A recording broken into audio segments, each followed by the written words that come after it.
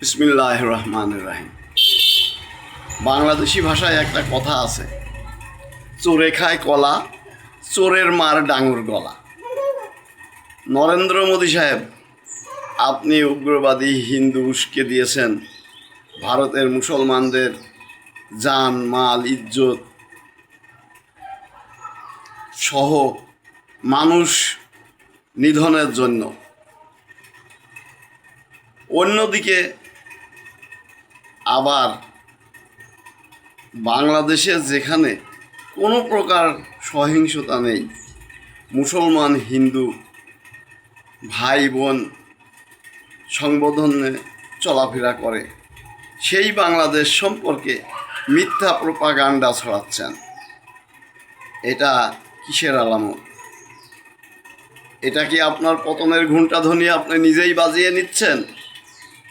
নরেন্দ্র মোদী সাহেব, আপনি জেনে রাখেন, আপনি শুনে রাখেন, অস্ত্রশক্তি ও জনশক্তিতেই যদি সব কিছু হতো, তবে বদরের যুদ্ধে আপনাদের বংশধরেরা মুসলমানদের কাছে পরাজিত হতো না।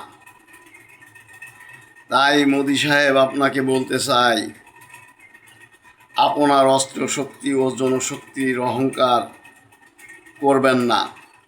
অহংকার ধ্বংসের মূল, আর এই অহংকারের জন্যই আপনার পতন হবে ইনশাআল্লাহ।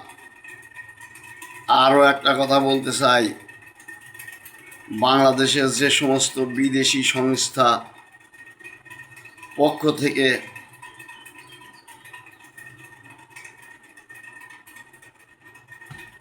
সংস্থাগুলো যেমন হিউম্যান রাইটস ও অন্যান্য বিদেশি সংস্থাগুলোর পক্ষ থেকে কোনো প্রকার বাংলাদেশে কোনো সহিংসতা নেই, সেই জায়গায় আপনি অযথা বাংলাদেশের জনগণকে উস্কে দিচ্ছেন।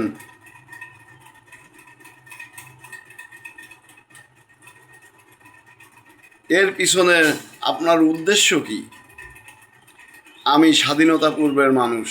মোদী সাহেব, 1971 সালের আপনার সেনাবাহিনীর খবর কি আপনার জানা আছে কি না জানি না।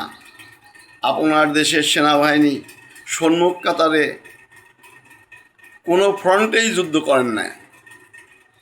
সম্মুখ কাতারে যুদ্ধে বাংলাদেশি গেরিলা বাহিনী ও সেনাবাহিনী যুদ্ধ করেছিল। অতএব বাংলার মানুষ আপনাদের সেনাবাহিনীকে চেনে বা জানে। কুষ্টিয়াতে একটিমাত্র সম্মুখ যুদ্ধে আপনার সৈন্যবাহিনী যুদ্ধ করেছিল। সেখানে কতজন সেনাবাহিনী, ট্যাঙ্ক, বিমান ধ্বংস হয়েছিল, এটা কি আপনার জানা আছে?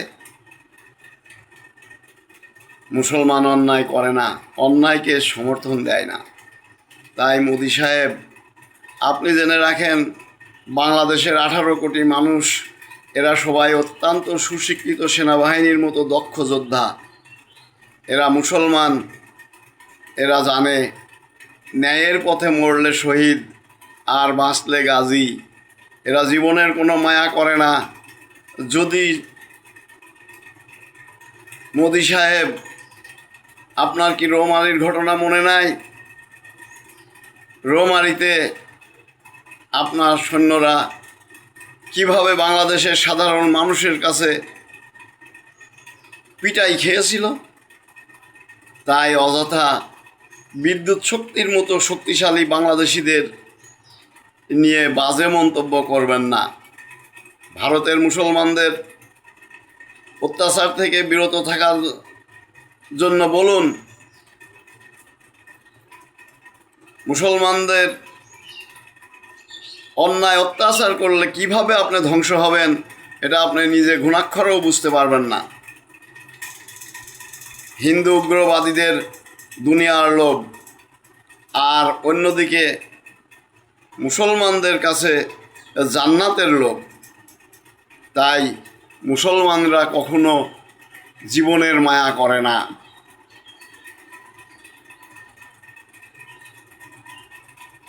মৃত্যুই এদের মূল কাম্য।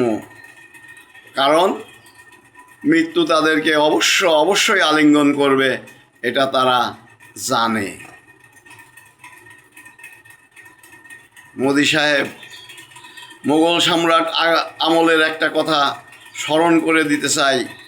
ইতিহাস দেখেন, সম্রাট আকবরের সেনাপতি মানসিংহ কিভাবে ঈশা খাঁর কাছে পরাজিত হয়েছিল। তাই মোদি সাহেব, বাংলাদেশের 1 কোটি আর ভারতের 20 কোটিকেও মুসলমানরা গুনতিতে আনে না। কারণ অস্ত্র ও জনশক্তি জয় পরাজয় নির্ধারণ করে না, এটা নির্ধারণ হয় আল্লাহ পাকের পক্ষ থেকে। অতএব উগ্রবাদীদের হিংসাত্মক কার্যক্রম থেকে বিরত করুন। অন্যথায় যদি কখনো আপনি বাংলাদেশিদের সাথে কোনো অপ্রীতিকর কার্যে জড়িয়ে পড়েন, তখন আপনি ট্রাম্পের মতো, ইরানের কাছে ট্রাম্প যেভাবে নাকানি চুবানি খাচ্ছে, আপনিও ঠিক বাংলাদেশিদের কাছে একই পর্যায়ে নাকানি চুবানি খেয়েও কুল পাবেন না।